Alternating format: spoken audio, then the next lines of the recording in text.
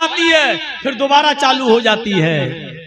हम अपने बाप दादा की राइज करता बिदातों को हम खत्म नहीं कर पा रहे हैं। ईमान और इस्लाम के लिए हम अपनी जान क्या कुर्बान करेंगे, हम क्या छोड़ेंगे। हजरत हाजरा की तरह अपने शौहर को कौन औरत छोड़ने के लिए तैयार होगी, और कौन आदमी ऐसा होगा जो अपने बच्चे को इस्माइल की तरह छोड़कर चला जाए और फिर पलट कर भी ना देखे।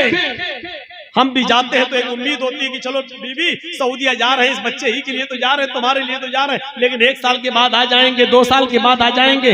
लेकिन वो भी घर में सारा इंतजाम करने के बाद आप जाते हैं और सऊदी जाने के बाद पैसे वगैरह भेजते रहते हैं। यहाँ तो कुछ नहीं है, अंधेरी रात में क्या होगा, सत्तू और पानी के अलावा कुछ नहीं है। वो भी 2 दिन के लिए बाद क्या होगा, मेरी बीवी क्या करेगी, मेरा बच्चा क्या करेगा। जरा तसव्वुर कीजिए इस पोजीशन में अपनी बीवी और बच्चे को छोड़ना। हम तो अपनी बिदातों को कुर्बान नहीं कर पा रहे हैं, नहीं छोड़ पा रहे हैं। हमारे बाप दादा जो करते चले आ रहे हैं वो हम करते रहे।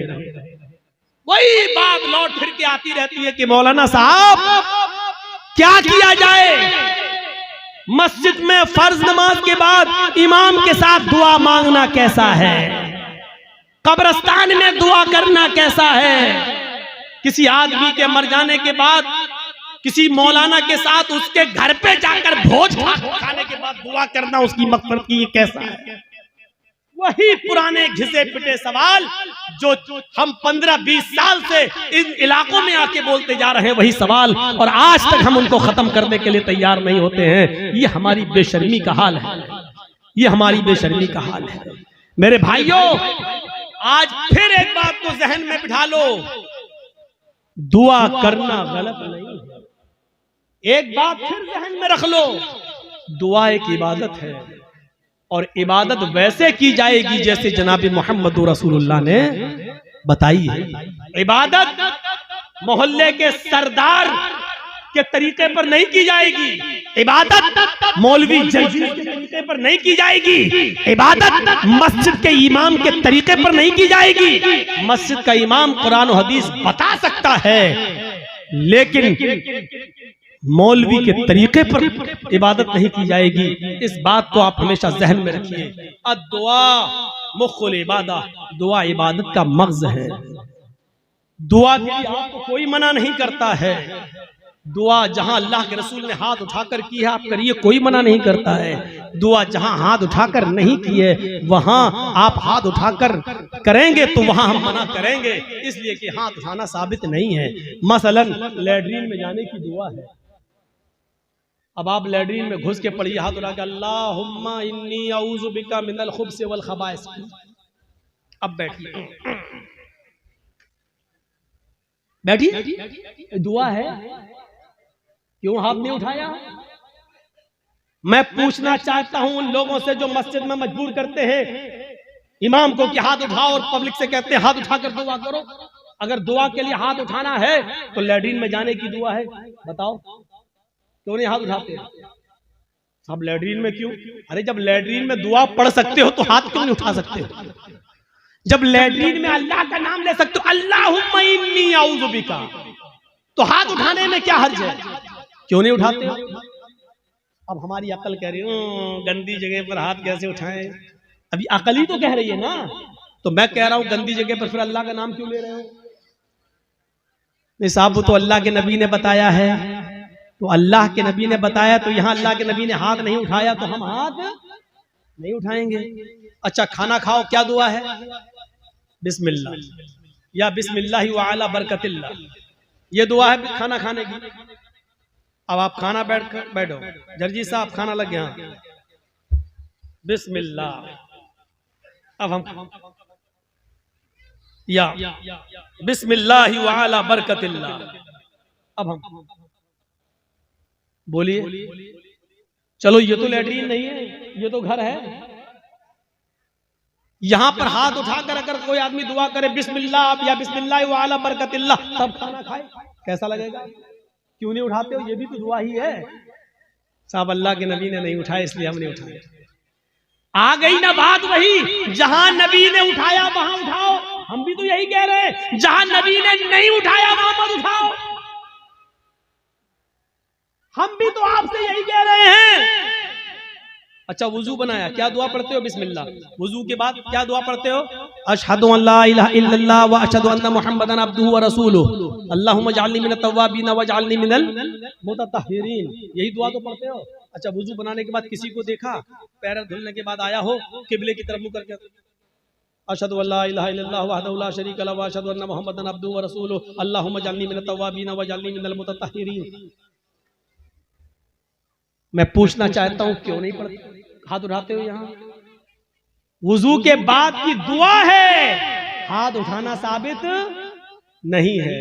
अजान के बाद की दुआ है अल्लाहुम्मा रब्ब हाज़िहि दावत ताम्मा व सलातिल काइमा आति मुहम्मदनिल वसीला वल फजीला, लेकिन हाथ उठाना साबित नहीं है। चांद देखकर दुआ मांगना साबित है, चांद देखकर दुआ मांगी जाए, लेकिन हाथ उठाना साबित नहीं है। इसी तरीके से कब्रिस्तान में जाकर दुआ करना जायज है। अल्लाह के नबी ने फरमाया इस्तगफिरू लिअखीकुम, अपने भाई के लिए दुआ करो। हर आदमी को मिट्टी देने के बाद अपने भाई के लिए दुआ करना चाहिए, लेकिन यहाँ हाथ उठाना साबित नहीं है। जैसे इन जगहों पर हाथ उठाना साबित नहीं है, ऐसे ही कब्रिस्तान में भी हाथ उठाकर दुआ करना साबित या है तो हमें बताओ कहाँ है? नहीं साहब उठा लें तो हर्ज क्या है? अब इसका जवाब सुनो। अरे हमने हाथ उठाकर दुआ कर ली तो हर्ज क्या है? तो अब मुझे जवाब दो, लैट्रीन में हमने कह दिया हाथ उठाकर अल्लाहुम्मा इन्नी अऊज़ु बिका मिनल खुब्ज़ि वल खबाइस, तो हर्ज क्या है? मुझे इतना बता दो। अज़ान के बाद हमने हाथ उठाकर दुआ मांग ली है, अशहदु अल्ला इलाहा इल्लल्लाह, हर्ज क्या है? मुझे बता दो। यहां आपको हर्ज लगता है, मुझे कब्रिस्तान में हाथ उठाकर दुआ मांगने में हर्ज लगता है। क्यों इस्लाम को आपने और अपने बाप दादा के तरीके पर चलाना चाहते हो? इस्लाम चलेगा तो सिर्फ फातिमा के बाप के तरीके पर चलेगा। इस्लाम न तुम्हारे तरीके पर चलेगा, न मेरे, न तुम्हारे बाप के तरीके पर चलेगा, न मौलवी जर्जीज के बाप के तरीके पर चलेगा।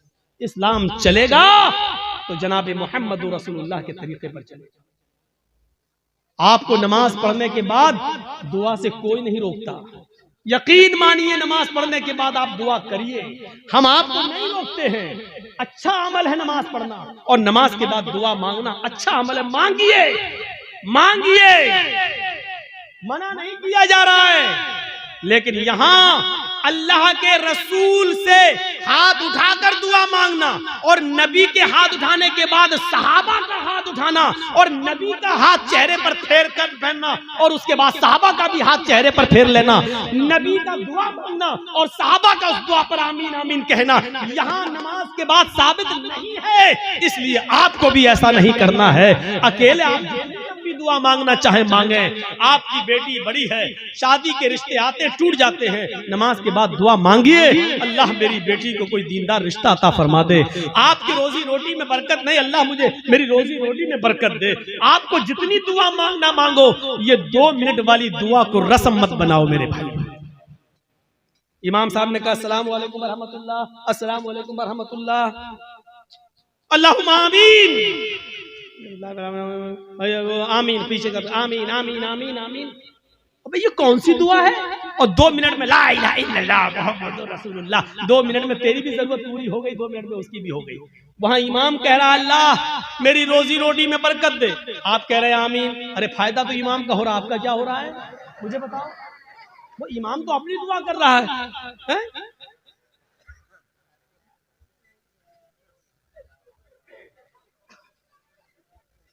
अब इमाम बेचारा कुंवारा है, शादी नहीं हुई है, इमाम कह रहा अल्लाह मुझे दीनदार लड़की अता फरमा दे, आप कह रहे हैं आमीन। फायदा तो इमाम का हो रहा, तुम्हारा क्या होगा? अरे इमाम अपनी दुआ मांगे, तुम अपनी दुआ मांगो यार। इमाम की अपनी जरूरतें हैं, तुम्हारी अपनी जरूरतें हैं। इमाम का बेटा बीमार है, उसके पेट में दर्द है, वो कह रहा अल्लाह मेरे बेटे को शिफा अता फरमा दे। तुम्हारे बाप को कैंसर है, तुम अपनी दुआ मांगो अल्लाह मेरे बाप को कैंसर है, अल्लाह मेरे बाप को शिफा कामिला और आजिला अता फरमा। अरे इमाम के साथ साथ तेरे आमीन कहने से मखसूस दुआएं हो रही हैं। इमाम तेरे लिए दुआ नहीं कर रहा है और तुम जो आमीन आमीन कह रहे हो उसमें तुम्हारे लिए दुआओं पे आमीन नहीं कही जा रही है। अरे तुम अपनी दुआ मांगो, इमाम की जरूरत 2 मिनट में पूरी हो रही है, तुम्हें कुछ ज्यादा मांगना तुम ज्यादा मांगो। ये क्या दुआ है कि जब इमाम की सारी जरूरतें पूरी हो रही है उसी वक्त तुम्हारी भी हो रही है? 2 मिनट में तुम्हारी भी दुआ हो गई, उसकी भी दुआ हो गई। अब हमने कुछ और मांगना था, लेकिन अब हम नहीं मांग पा रहे हैं क्योंकि इमाम ने हाथ फेर लिया, हमें भी फेरना पड़ रहा है। अब हमें कुछ और मांगना है। मेरी बीवी हमें कुछ समझती ही नहीं है। अब अल्लाह मेरी बीवी को मेरा फरमा बरदार बना दे। अब इमाम तो हाथ फेर चुके, अब कैसे दुआ मांगे? अब मांगना चाह रहे लेकिन हाथ गिर भी नहीं रहे, लेकिन मजबूरी में फेरना पड़ रहा है। अब फेरना पड़ा, अब मुंह में कहना पड़ रहा, अल्लाह मेरी बीवी को हिदायत दे। इसको आदत मत बनाइए।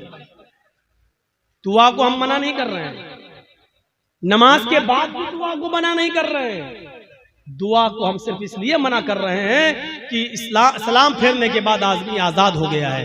वो अपनी दुआ मांगे, आप अपनी दुआ मांगिए। वो 2 मिनट मांगो, 5 मिनट मांगो, 10 मिनट मांगो, 15 मिनट मांगो, आधा घंटा मांगो।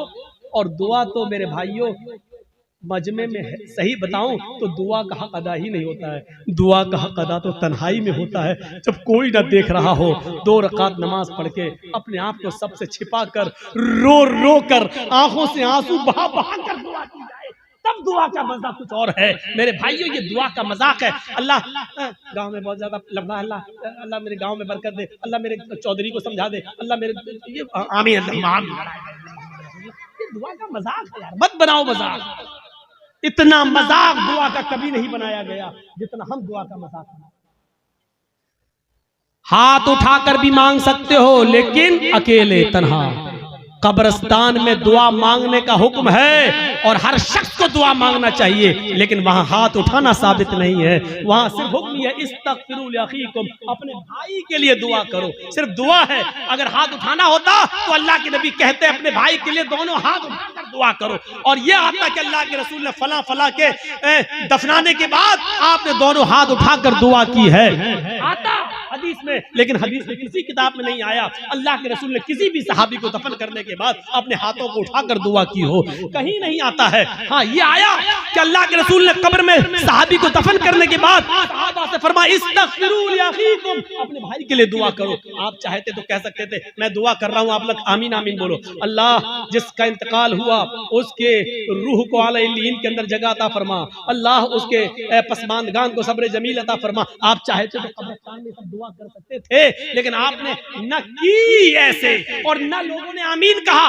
बल्कि आपने सबको हुक्म दिया कि तुम अपने भाई के लिए दुआ करो। यानी तुम अपनी दुआ करो, हम अपनी दुआ कर रहे हैं। दुआ सब करें लेकिन अलग अलग करें, और हाथ उठाना यहां साबित नहीं है, इसलिए हाथ ना उठाओ। सीधी सी बात है। अब फिर हुक्म यह है कि आप किसी भी मैयत के लिए कभी भी किसी भी वक्त दुआ कर सकते हैं, लेकिन चंद लोगों को इकट्ठा करके मैयत के घर जाकर उसको सब्र की तलकीन करने के बाद, भोज वोज खाने के बाद या दुआ करने के बाद भोज खिलाया जाता है। मुझे नहीं मालूम आपके यहाँ क्या होता है। और वहां घर पे जाने के बाद फिर इमाम साहब दुआ करते हैं और उस घर के सब लोग आमीन आमीन कहते हैं। मेरे भाइयों, बिदात है, बिदात है, बिदात है। इस बुरी रस्म को बंद करिए, इस नौटंकी को बंद कीजिए। मैं इसको नौटंकी कहता हूं, इस नौटंकी को बंद कीजिए। दुआ आप कीजिए।